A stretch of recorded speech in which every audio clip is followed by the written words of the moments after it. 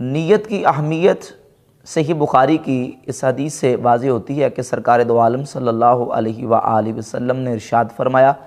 انما الاعمال بالنیات، اعمال کا دار و مدار نیتوں پر ہے۔ اعمال کا دار و مدار نیت پر ہے، یعنی ثواب الاعمال بالنیات، اعمال کا ثواب نیتوں پر ہے۔ جس طرح کی نیت ہوگی اتنا ہی اس قدر اس کو اللہ رب العزت کی بارگاہ سے ثواب ملے گا۔ یہ تو نیت کی اہمیت تھی۔ اب نیت کی حقیقت کیا ہے؟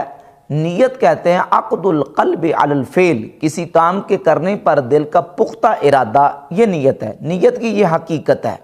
حقیقت میں نیت دل کے ارادے کو کہا جاتا ہے۔ زبان کے ساتھ کہنا نیت نہیں ہے، بلکہ دل کے ارادے کو نیت کہا جاتا ہے۔ ہاں البتہ اسی دل کے ارادے کو زبان کے ساتھ اس کا تلفظ کر لینا، اس کو زبان کے ساتھ دہرا لینا، یہ جائز ہے، مستحب ہے، اور اس کی اصل نبی پاک صلی اللہ علیہ وآلہ وسلم کے عمل سے ثابت ہے۔ حج، عمرہ، نماز، روزہ، اعتکاف، قربانی، یہ دیگر جو ہم اعمال صالحہ کرتے ہیں، ان کی دل میں نیت ہونا یہ ضروری ہے۔ دل میں ہی ہونے کو نیت کہا جاتا ہے۔ البتہ دل میں جو نیت ہے اس کا تلفظ کر لینا، اس کو زبان سے ادا کر لینا، نبی کریم صلی اللہ علیہ وآلہ وسلم کی احادیث سے اس کی اصل ثابت ہے، اور امت کے اسلاف سے یہ چیز ثابت ہے کہ اگر اسی دل میں نیت کو تلفظ کر لیا جائے، زبان کے ساتھ ادا کر لیا جائے، تو یہ جائز اور مستحب اور بہتر عمل ہے۔ یعنی تاکہ دل اور زبان دونوں ایک ہو جائیں اور دل اور زبان دونوں مل جائیں۔ ہم زبان سے کہنے کو نہ تو فرض کہتے ہیں، نہ ہی واجب کہتے ہیں، نہ فرض ہے، نہ واجب ہے، نہ ضروری ہے۔ کوئی بندہ نہیں کہتا تو کوئی حرج نہیں ہے۔ اگر کوئی بندہ زبان سے ادا کر لیتا ہے، اس نیت کو زبان سے تلفظ کر لیتا ہے، تو یہ مستحسن ہے، جائز ہے۔ اسلاف امت کے اس پر اقوال موجود ہیں، اور اس کی اصل نبی پاک صلی اللہ علیہ وآلہ وسلم کی حدیث سے ثابت ہے۔ سیدہ ام المومنین عائشہ صدیقہ رضی اللہ تعالیٰ عنہ فرماتی ہیں کہ نبی پاک صلی اللہ علیہ وآلہ وسلم جب اپنے کاشانہ اقدس میں در دولت میں تشریف لے آتے تو ازواج طیبات سے، امہات المومنین سے آ کے فرماتے کہ کیا کوئی چیز کھانے کو گھر میں موجود ہے؟ تو اگر ازواج طیبات یہ کہہ دیتی کہ حضور کھانے کو گھر میں کوئی چیز نہیں ہے، تو نبی پاک صلی اللہ علیہ وآلہ وسلم فرماتے انی صائم، تو پھر میں روزے دار ہوں۔ سنن ابی داؤد میں 2455، سنن نسائی، ترمذی اور صحیح مسلم میں بھی یہ روایت موجود ہے۔ تو حضور فرماتے انی صائم، تو میں پھر روزے دار ہوں۔ تو اب وہ جو نیت تھی حضور کے دل میں، اس کو نبی پاک صلی اللہ علیہ وآلہ وسلم اس کا تلفظ کرتے اور اپنی زبان اقدس سے اس کو بیان کر دیتے۔ تو وہ جو دل میں نیت تھی اس کو تلفظ کر کے زبان سے ادا کرنے کی اصل نبی پاک صلی اللہ علیہ وآلہ وسلم کی سنت سے ثابت ہوئی۔ غیر مقلدین کے بہت بڑے چوٹی کے پیشوا ہیں ناصر الدین البانی، فتاوی البانیہ صفحہ نمبر 333 پر لکھتے ہیں کہ رسول اللہ صلی اللہ علیہ وآلہ وسلم نے حج اور عمرہ کا تلبیہ زبان سے ادا کیا تھا، اور صحابہ کرام نے بھی ایسا ہی کیا تھا۔ اس لیے اگر کوئی حج کی نیت دل کے ساتھ ساتھ زبان سے بھی کر لے تو مستحب ہے۔ یعنی زبان کے ساتھ، اب یہ وہ لوگ جو کہتے ہیں نیت تو صرف دل کے ارادے کا نام ہی ہے تو اس کو زبان سے نہیں کہہ سکتے۔ اب دیکھیں اس سے ثابت ہو رہا ہے کہ نیت اگرچہ حقیقت اس کی یہ ہے کہ زبان دل ہی کو کے ارادے کو کہتے ہیں، لیکن اس دل کے ارادے کا تلفظ کرنا اور زبان کے ساتھ ادا کرنا، اس میں کوئی ممانعت اور کوئی حرج نہیں ہے، بلکہ اصل نبی کریم علیہ الصلوۃ والسلام کی سنت سے ثابت ہے۔ یہ سعودیہ سے جو کتابیں شائع ہوتی ہیں حج و عمرہ کے موضوع پر، عبدالعزیز بن عبداللہ بن باز کا حج و عمرہ کے مسائل کے حوالے سے یہ رسالہ ہے، اس کے صفحہ نمبر 24 پر لکھتے ہیں کہ نیت لفظوں میں کرنا مشروع ہے۔ اگر عمرہ کی نیت ہے تو کہے لبیک عمرتن، یا کہے اللہم لبیک عمرتن، اور اگر حج کی نیت ہے تو کہے لبیک حجن یا اللہم لبیک حجن، اس لیے کہ نبی کریم صلی اللہ علیہ وآلہ وسلم نے ایسا ہی کیا تھا۔ تو عبدالعزیز بن عبداللہ بن باز نے بھی اس بات کو لکھا ہے کہ نبی پاک صلی اللہ علیہ وآلہ وسلم نے حج اور عمرے کے موقع پر جو نیت ہے اس کا تلفظ کیا ہے۔ تو اصل جب ثابت ہوگی تو دیگر جتنے نیک صالح اعمال ہیں ان کی جو دل میں نیت ہے اس کو زبان کے ساتھ بھی اس کا تلفظ کرنا یہ بالکل جائز ہے۔ امام ابن المقری اپنی کتاب الموجم لابن المقری کے صفحہ 70 پر لکھتے ہیں کہ حضرت امام شافعی رحمۃ اللہ بہت بڑے امام ہیں، امام مجتہد مطلق ہیں، وہ جب نماز پڑھتے تو یہ کہا کرتے تھے کہ بسم اللہ موجہن لبیت اللہ مؤدبن بالفرد اللہ عز وجل، اللہ اکبر، یعنی اللہ کا نام لے کے میں شروع کرتا ہوں خانہ کعبہ کی طرف اپنا رخ کرتے ہوئے، اور اللہ کے فرض کو ادا کرنے کے لیے پھر یہ کلمات کہہ کے امام شافعی رحمۃ اللہ اللہ اکبر کہتے تھے۔ اسی طرح امام شافعی رحمۃ اللہ کی کتاب ہے کتاب الام، اس کی پہلی جلد کے صفحہ 90 پر امام شافعی رحمۃ اللہ نے پورا باب قائم کیا ہے نیت الصلاۃ کے عنوان سے، اور اس میں نیت کے مسائل بیان کرتے ہوئے ساری ڈیٹیل بیان کی ہے۔ اس سے بھی یہ بات پتہ چلتی ہے کہ امام شافعی رحمۃ اللہ زبان کے ساتھ نیت کے تلفظ کو یہ درست اور جائز سمجھتے تھے۔ امام ابن مندہ کی کتاب الفوائد جلد 1 صفحہ 26 پر موجود ہے کہ حضرت انس ابن مالک رضی اللہ تعالی عنہ بھی جب روزے کی نیت کرتے تھے تو اس کا تلفظ کرتے تھے، اس کو الفاظ ادا کر کے حضرت سیدنا انس ابن مالک رضی اللہ تعالی عنہ کی ذات گرامی قدر اس کا تلفظ کرتے تھے۔ یہ حضور سیدنا شیخ عبد القادر جیلانی غوث پاک سرکار رضی اللہ تعالی عنہ کی کتاب ہے غنیۃ الطالبین جلد نمبر 2 صفحہ نمبر 199 پہ لکھتے ہیں کہ ینبغی للامام اللہ یدخل فی الصلاۃ ولا یکبر، فرماتے ہیں کہ امام کے لیے مناسب یہ ہے کہ وہ اس وقت تک نماز میں داخل نہ ہو اور تکبیر نہ کہے حتیٰ ینوی الامامت بقلبہ، حتیٰ کہ وہ اپنے دل میں اس کی نیت کر لے، وَإِن تَلَفَّظَ ذَلِكَ بِلِسَانِهِ كَانَ احسن، اگر وہ جو نیت دل میں ہے ان تلفظ ذالک بلسانہ، اگر اس دل میں نیت کو اپنی زبان کے ساتھ اس کا تلفظ کر لے کان احسن، تو یہ بہتر ہے، یہ اچھا ہے۔ تو ثابت ہوا کہ اسلاف امت سے شیخ عبد القادر جیلانی غوث پاک سرکار رضی اللہ تعالیٰ سے، امام شافعی حضرت سیدنا انس بن مالک رضی اللہ تعالیٰ عنہ سے، اور نبی پاک صلی اللہ علیہ وآلہ وسلم کی احادیث سے جو زبان کے ساتھ نیت کے تلفظ کرنے کا ثبوت ہے، اس سے یہ بات بالکل واضح ہوتی ہے کہ نماز ہو، حج ہو، عمرہ ہو، قربانی ہو، اعتکاف ہو،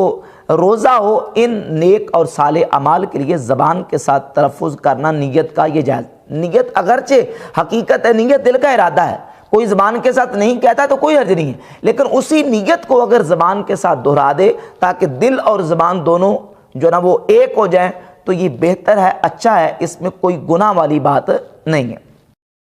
اگلا مسئلہ آ گیا رمضان شریف کے روزے کی نیت۔ وَبِصَوْمِ غَدٍ نَوَيْتُ مِنْ شَهْرِ رمضان، جس طرح میں نے پہلے وضاحت کر دی ہے کہ نیت دل کے ارادے کو کہتے ہیں، زبان کے ساتھ تلفظ کرنا ضروری نہیں ہے، لیکن دل کے ارادے کو زبان کے ساتھ ادا کر لینا یہ بہتر ہے، اس میں کوئی گناہ اور حرج والی بات نہیں، کوئی نہیں کرتا تو نہ کرے، لیکن اسی دل کے ارادے کو زبان کے ساتھ اگر ادا کر لیں تو اسلاف امت سے میں نے حوالہ جات سے ثابت کیا کہ یہ بالکل مستحسن ہے، جائز ہے۔ اب رہ گئی بات روزے کی نیت پر اعتراض کی، لفظ غدن پر جو اعتراض کیا جاتا ہے کہ دیکھیں جی، جو سورج غروب ہونے کے بعد رات آتی ہے اور اس کے بعد جو دن آتا ہے، ان دونوں کو الیوم کہا جاتا ہے، وہ ایک ہی دن میں شامل ہیں، تو غدن کہتے ہیں وہ دن جو آنے والا کل ہے اس کو غدن کہا جاتا ہے۔ تو آپ رات کے وقت سحری کے وقت نیت کرتے ہیں اور کہتے ہیں وَبِصَوْمِ غَدٍ نَوَيْتُ مِنْ شَهْرِ رمضان، میں نے کل کے روزے کی نیت کی، تو جو صبح آنے والی وہ کل نہیں ہے، کل تو وہ جو اس کے بعد آنے والا کل ہے، تو لہذا لفظ غدن کا استعمال یہاں عربی اعتبار سے درست نہیں ہے۔ تو اس کا جواب یہ ہے کہ یہ لوگ جو اعتراض کرتے ہیں یہ عربی گرامر سے اور عربی کے کلمات کے اطلاقات سے بے خبر ہیں، اور ان کی عدم واقفیت کی وجہ سے یہ ان کو اشکال اور ان کے دل میں ایک ذہن میں اعتراض پیدا ہوتا ہے۔ احادیث طیبات میں لفظ غدن آنے والے کل کے لیے بھی استعمال ہوا ہے، اور جو کلمہ غدن ہے وہ اگر رات کے وقت کہا گیا تو صبح کے لیے استعمال ہوا ہے۔ جس طرح ہم نیت جو کرتے ہیں وہ رات کے وقت کرتے ہیں، جب تک صبح صادق نہیں ہوتی، صبح صادق سے ہونے سے پہلے کا جو وقت ہے وہ لیل میں داخل ہے، اور صبح صادق کے بعد کا جو وقت ہے وہ نہار میں داخل ہے۔ اب نبی پاک صلی اللہ علیہ وآلہ وسلم کی احادیث سے جو ہمیں بات واضح ہوتی ہے اور سامنے آتی ہے، اس سے یہ بالکل مسئلہ واضح ہو جاتا ہے کہ غدن کا کلمہ اگر رات کے وقت کہا جائے تو صبح کے لیے غدن کا کلمہ استعمال کیا جاتا ہے۔ نبی پاک صلی اللہ علیہ وآلہ وسلم نے بدر شریف کے موقع پر اپنے صحابہ اکرام رضی اللہ تعالی عنہم کو جمع کیا۔ مسند بزار کی جلد نمبر 1 صفحہ نمبر 215 پہ روایت کا نمبر 281 موجود ہے۔ حضرت انس ابن مالک رضی اللہ تعالیٰ عنہ فرماتے ہیں کہ جعل رسول اللہ صلی اللہ علیہ وسلم یرینا مسارع القوم لیلۃ البدر، یعنی بدر صبح ہونے والی تھی جنگ، اس سے پہلے جو رات تھی، رات کے وقت حضور اقدس صلی اللہ علیہ وآلہ وسلم نے اپنے صحابہ اکرام کو جمع کیا، اور صحابہ کو جمع کر کے مشرکین مکہ کے مرنے کی جگہوں کو، ان کے مسارے کو حضور نے دکھایا اور فرمایا ھذا مسرع فلان غدن انشاءاللہ تعالی، انشاءاللہ تعالی صبح فلاں کافر یہاں مرے گا، فلاں کافر یہاں مرے گا، فلاں کافر یہاں مرے گا۔ تو رات کے وقت نبی کریم علیہ السلام نے آنے والی جو صبح تھی اس کے لیے غدن کا کلمہ استعمال کیا۔ تو اس سے بات بالکل واضح ہوئی کہ رات کے وقت جو بات کی جائے صبح کے لیے، دن کے وقت اس کے لیے غدن کا کلمہ استعمال کیا جاتا ہے، اور حضور علیہ السلام نے خود استعمال کیا۔ اور اس کلمے کے اور اس مکالمے کے رات کے وقت ہونے پر بہت سارے اور دلائل موجود ہیں۔ امام موسیٰ بن عقبہ نے اپنی کتاب المغازی میرے پاس موجود ہے، اس کے صفحہ 131 پر اور 132 پر امام موسیٰ بن عقبہ اپنی مغازی میں لکھتے ہیں کہ یہ بات اور یہ مکالمہ نبی پاک صلی اللہ علیہ وآلہ وسلم نے رات کے وقت صحابہ کرام علیہ رضوان سے کیا ہے۔ اسی طرح امام بہقی نے دلائل النبوہ کی جلد نمبر 3 صفحہ 87 پہ لکھا ہے کہ یہ مکالمہ حضور علیہ السلام نے صحابہ کرام سے رات کے وقت کیا ہے۔ اور یہ مغازی موسیٰ بن عقبہ وہ کتاب ہے جس کے بارے میں امام مالک رحمۃ اللہ فرماتے ہیں علیک بمغازی موسیٰ، تجھ پر مغازی موسیٰ بن عقبہ لازم ہے، اس کو پکڑ لے۔ اور یہ امام موسیٰ بن عقبہ المتوفی 141 ہجری، یہ امام مالک کے بھی استاد ہے، امام شعبہ بن حجاج کے استاد ہے، امام سفیان ثوری، امام سفیان بن عیینہ، بڑے بڑے ائمہ محدثین کے استاد ہیں۔ انہوں نے بھی یہ بات لکھی ہے کہ یہ جنگ بدر میں حضور علیہ السلام کے یہ مکالمہ صحابہ کرام علیہ رضوان کے ساتھ رات کے وقت ہوا ہے۔ اور اسی طریقے سے ایک اور دلیل اس پر موجود ہے کہ نبی پاک صلی اللہ علیہ وآلہ وسلم کی بارگاہ اقدس میں ایک عربی آئے، ایک پینڈو شخص، اور انہوں نے حضور علیہ السلام کی بارگاہ اقدس میں آ کے عرض کی یا رسول اللہ میں نے رات کو چاند دیکھا ہے، رمضان شریف کا چاند میں نے دیکھ لیا ہے۔ تو جب رات کے وقت چاند دیکھنے کے بعد وہ نبی پاک علیہ السلام کی بارگاہ اقدس میں آ کے گواہی دیتے ہیں۔ صحیح ابن حبان میں 3446 نمبر حدیث ہے، نبی پاک علیہ السلام نے اس آنے والے اعرابی کو فرمایا نادی فی الناس فلیصوموا غدن، لوگوں کو جا کے ندا کر دو، اعلان کر دو کہ پس صبح کو وہ روزہ رکھیں۔